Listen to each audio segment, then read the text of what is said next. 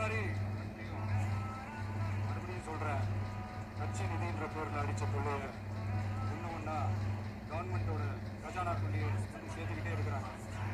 இப்பவும் சொல்றேன், மக்கள் பணத்துல இருந்து ஒரு பைசா கூட தொடமாட்டோம், தொடவும் விடமாட்டோம், தொட்டா விடமாட்டோம். இதுக்கு முன்னாடி தொட்டவங்களையும் விடமாட்டோம். ஒவ்வொரு ஊழலாளர்கள் வரும் போது, ஒவ்வொரு வேஷமா கலந்துடும் போது இங்க இருக்கிற நிறைய பேரு நடுங்கி போய்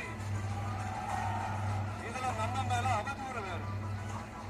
இப்ப புதுசா ஒரு வெப்பன் ஒண்ணு கொண்டு வந்திருக்காங்க. அது என்ன தெரியுமா? அவங்க தயவால தான் நம்ம ஆட்சி நடக்குதான். மக்கள் தயவால இந்த ஆட்சி நடந்துகிட்டு இருக்கு. மனசாட்சி உள்ள சக்திகளோட ஆதரவால இந்த ஆட்சி நடந்துகிட்டு இருக்கு. நாங்க தான் அனுப்பி வச்சோம் அப்படின்றாங்களே. அனுப்பி வச்சவங்களுக்கு மினிஸ்ட்ரியில இடம் கொடுத்தா ஏன் கதறீங்க? ஏன் இவ்வளவு கோவம்? ஏன் இவ்வளவு கதறல் சார்?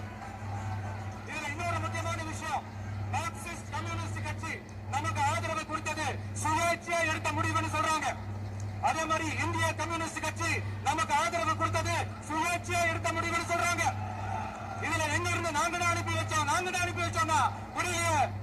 மக்களுக்கு நல்லா புரியும், எல்லாத்தையும் தெளிவா பார்த்துக்கிட்டு இருக்கிறாங்க. சவுண்டா பேசுறேன் அப்படின்னா அவங்களுக்கு கேட்கணும். அதே மாதிரி மறுபடியும் சொல்றேன், கட்சி நிதின்ற பேர்ல அடிச்ச கொள்ளைய